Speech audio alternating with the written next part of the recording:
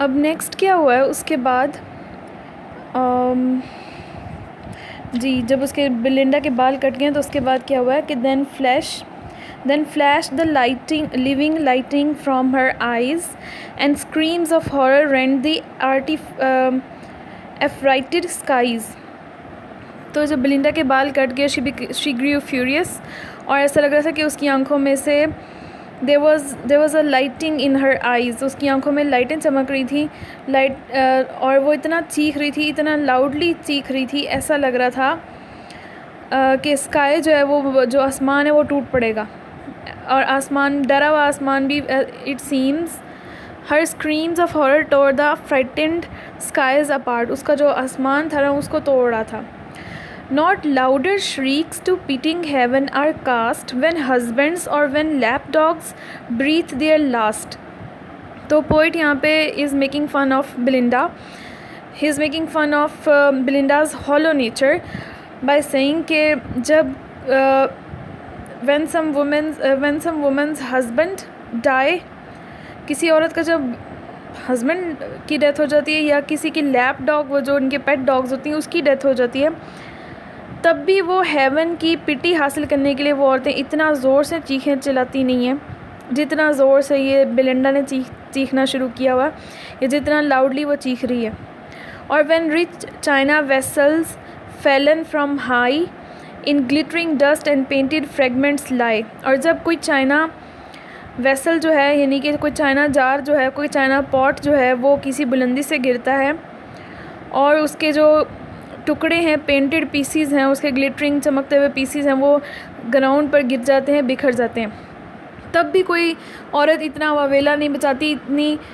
इतना शोर नहीं मचाती जितना बेलिंडा ने मचाया था. तो यहाँ पे भी सटायर है जो कि साफ नज़र आ रहा है कि कोई भी lady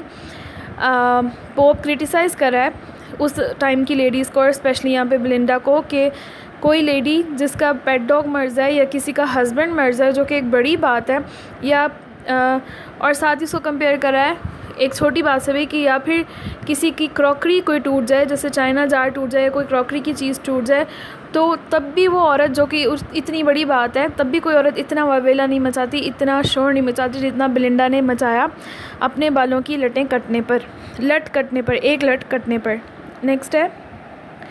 late wreaths of triumph now my temples twine, the victor cried the glorious prize is mine.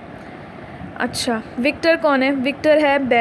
बैरन जो है वो अब कहता है कि मुझे फूलों के हार चढ़ाए जाएं क्योंकि अब मैं जीत गया हूँ, क्योंकि जो ग्लोरियस प्राइज़ मैं हासिल करना चाहता था वो मेरा है, और वो क्या है? वो बेलिंडा के लॉक ऑफ हेयर है. वाइल फिश इन स्ट्रीम्स और बर्ड्स डिलाइट इन एयर, जब तक नदियों में फ़िश जो है फिरती है और जब तक हवा में परिंदे उड़ते हैं, और in a coach and six the British fair, जब तक ब्रिटिश फेयर लेडीज़ जो हैं, ब्यूटीफुल लेडीज़ जो हैं ब्रिटिश, जब तक वो 6 हॉर्सेस से चलने वाले कोच के अंदर बैठ के जाया करेंगी, जो उस ज़माने में जाया करती थी, as long as Atlantis shall be read, जब तक एटलांटिस जैसी वल्गर बुक्स पढ़ी जाती रहेंगी, और the small pillow grace a ladies bed, और जब तक लेडीज़ अपने बेड चैम्बर में अपने विज़िटर्स को रिसीव करती रहेंगी. उस टाइम में ये रिवाज होता था कि फैशनेबल लेडीज़ जो थी वो अपने विज़िटर्स को अपने बेड चैम्बर में रिसीव करती थी, और वो एक पिलो टाइप सा होता था, उसके ऊपर बैठी होती थी. While visits shall be paid on solemn days में विज़िट्स जो हैं वो जब पे किए जाते हैं, यानी कि कोई सेरेमनी जब कोई होगी, तब वहाँ पर जब कोई सेरेमनी के दिनों में वहाँ पे विज़िटर्स आते होंगे, हॉलीडेज़ में रिसीव किए जाते थे जब, उस ज़माने की उस वक्त भी. When numerous wax lights in bright order blaze, जब क्या हो रहा था? वैक्स लाइट्स यानी कि जब numerous candles burning brightly and arranged beautifully in the bed chambers, उनके बेड चैम्बर्स में बहुत सारी लाइट्स जो थी, ब्यूटीफुल सी कैंडल्स जल रही होती थी, यानी कि जब तक जलती रहेंगी ये लाइट्स, जब तक विज़िटर्स जो हैं वो रिसीव होते रहेंगे, जब तक सोलम डेज़ यानी हॉलीडेज़ या हॉली ओकेजन्स या सेरेमनीज़ जो है मनाई जाती रहेंगी जिसमें विज़िटर्स को रिसीव किया जाता है. वाइल निम्स टेक ट्रीट्स, जब तक निम्स जो है अपने लवर से पार्टीज़ वगैरह या ट्रीट्स लेती रहेंगी अपने स्वीटर्स से, एंड एसिग्नेशंस गिव, और जब तक जो है वो एसिग्नेशन का मतलब होता है सीक्रेट मीटिंग, जब तक वो अपने लवर्स के साथ सीक्रेट अपॉइंटमेंट्स करती रहेंगी तब तक। So long my honour name and praise shall live, तब तक मेरा नाम, मेरी इज़्ज़त, मेरा वक़ार और मेरी जो तारीफ़ें हैं वो की जाती रहेंगी। क्यों? क्योंकि उसने बहुत बड़ा प्राइज़ जीत लिया है, और वो क्या है, वो बेलिंडा के लॉक ऑफ हेयर हैं, जो कि उसके लिए बहुत बड़ा प्राइज़ है, जिसके लिए वो म्यूज़िक से भी मदद मांगता था कि उसको ये प्राइज़ मिल जाए। तो उसको लगता है कि मुझे बहुत प्रेजेज़ मिलना चाहिए, मुझे ऑनर मिलना चाहिए, क्योंकि मैंने बहुत बड़ा इनाम जो है वो हासिल कर लिया। अच्छा, यहाँ पे एटलांटिस की जो ज़िक्र आया कि एटलांटिस जब तक पढ़ी जाती रहेगी, ये कोई एंशिएंट बुक है जो कि वल्गर बुक है, तो उस ज़माने में ऑडियंस से पढ़ती थी। तो इसका यहाँ पे कहने का मतलब ये भी सटायर ही है कि जब तक ये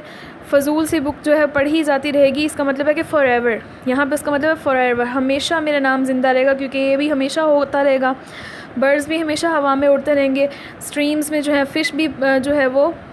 हमेशा रहेंगी, और बाकी भी जो उसने बातें की कि जब तक विज़िटर्स को रिसीव किया जाता रहेगा, सोलम डेज़ को सेलिब्रेट किया जाता रहेगा, तब तक मेरा नाम तो ज़िंदा रहेगा।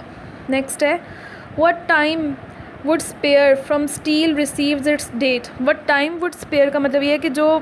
जिस चीज़ को वक्त तबाह नहीं कर सकता, या वक्त ने जिस चीज़ को डिस्ट्रॉय नहीं किया, उसको स्टील डिस्ट्रॉय कर सकता है। यहाँ पे स्टील का मतलब है स्टील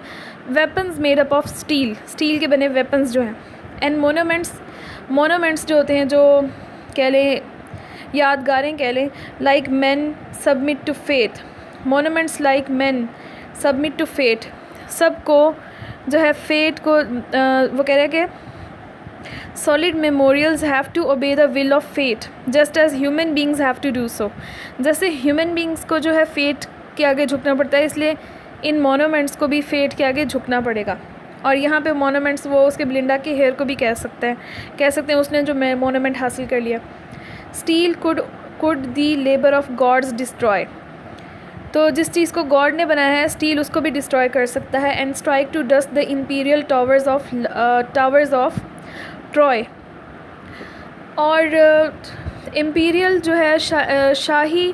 टावर जो थे ट्रॉय सिटी के, जो ट्रोजन वॉर जिसकी ज़िक्र यहाँ पे किया जा रहा है, एलियड में भी जिसका ज़िक्र है,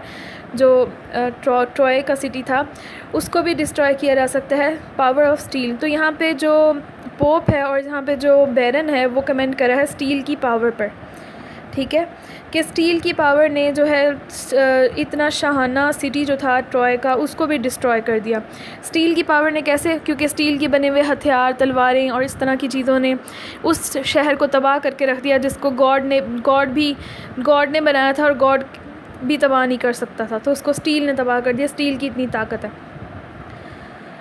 steel could the works of mortal pride confound and hew triumphal arches to the ground. अच्छा, वो कह रहा है कि the power of steel could annihilate, यानी ख़त्म कर सकती है, all those works which human beings had erected, जो हम लोगों ने बनाए हैं और उसके ऊपर प्राउड फील करते हैं इंसान, वो सारे जो उसकी ट्राइम्फ्स हैं, जो उसकी सक्सेसेस हैं इंसान की, मॉर्टल की, जिस पे वो प्राइड फील करता है, सारा कुछ स्टील जो है वो तबाह कर सकता है बहुत ही आसानी से।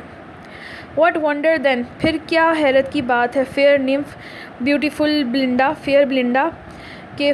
दाई hairs should feel the conquering force of unresisted steel. फिर तुम्हें किस बात की हैरत है कि तुम्हारे जो बाल हैं वो इस इररेसिस्टिबल जो पावर है स्टील की उसने उसको कॉन्कर कर लिया। तो ये तुम कैसे,